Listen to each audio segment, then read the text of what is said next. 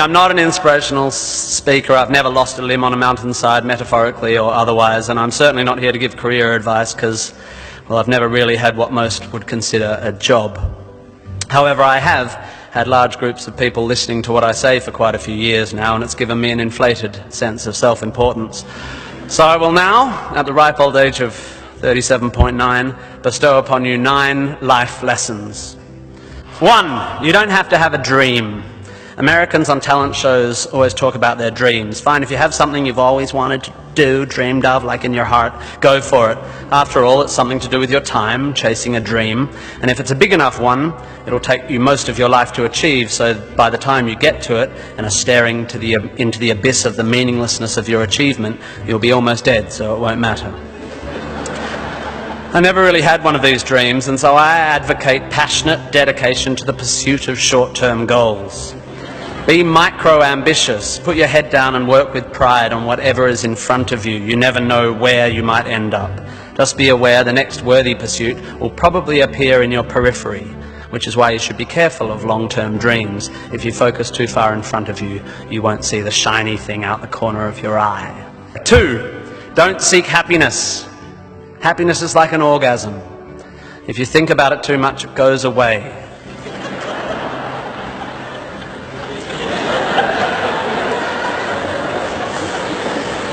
Keep busy and aim to make someone else happy, and you might find you get some as a side effect. We didn't evolve to be constantly content. Contented Homo erectus got eaten before passing on their genes. 3, remember, it's all luck. You are lucky to be here. You are incalculably lucky to be born. Understanding that you can't truly take credit for your successes, nor truly blame others for their failures, will humble you and make you more compassionate. Empathy is intuitive, but is also something you can work on intellectually. 4, exercise. I'm sorry, you pasty, pale, smoking philosophy grads, arching your eyebrows into a Cartesian curve as you watch the human movement mob winding their way through the miniature traffic cones of their existence. You are wrong and they are right. Well, you're half right. You think, therefore you are, but also you jog, therefore you sleep, therefore you're not overwhelmed by existential angst. You can't be can't, and you don't want to be. Play a sport, do yoga, pump iron, run, whatever, but take care of your body. You're going to need it. Most of you mob are going to live to nearly 100, and even the poorest of you will achieve a level of wealth that most humans throughout history could not have dreamed of. And this long, luxurious life ahead of you is going to make you depressed. 5, be hard on your opinions. A famous bon mot asserts that opinions are like arseholes, and that everyone has one.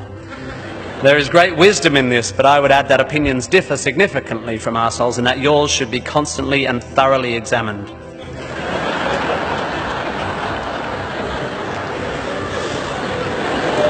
We must think critically and not just about the ideas of others. Be hard on your beliefs, take them out onto the veranda and hit them with a cricket bat. Be intellectually rigorous, identify your biases, your prejudices, your privileges. Most of society's arguments are kept alive by a failure to acknowledge nuance. We tend to generate false dichotomies and then try to argue one point using 2 entirely different sets of assumptions, like 2 tennis players trying to win a match by hitting beautifully executed shots from either end of separate tennis courts. 6, be a teacher. Please, please, please be a teacher. Teachers are the most admirable and important people in the world. You don't have to do it forever, but if you're in doubt about what to do, be an amazing teacher. Even if you're not a teacher, be a teacher. Share your ideas. Don't take for granted your education. Rejoice in what you learn and spray it. 7, define yourself by what you love. I found myself doing this thing a bit recently where if someone asks me what sort of music I like, I say, well, I don't listen to the radio because pop song lyrics annoy me. Or if someone asks me what food I like, I say, I think truffle oil is overused and slightly obnoxious. And I see it all the time online, people whose idea of being part of a subculture is to hate Coldplay or football or feminists or the Liberal Party. We have a tendency to define ourselves in opposition to stuff. As a comedian, I make my living out of it. But try to also express your passion for things you love. Be demonstrative and generous in your praise of those you admire. Send thank you cards and give standing ovations. Be pro stuff, not just anti stuff. 8, respect people with less power than you. I have in the past made important decisions about people I work with, agents and producers, big decisions based largely on how they treat the wait staff in the restaurants we're having the meeting in. I don't care if you're the most powerful cat in the room, I will judge you on how you treat the least powerful.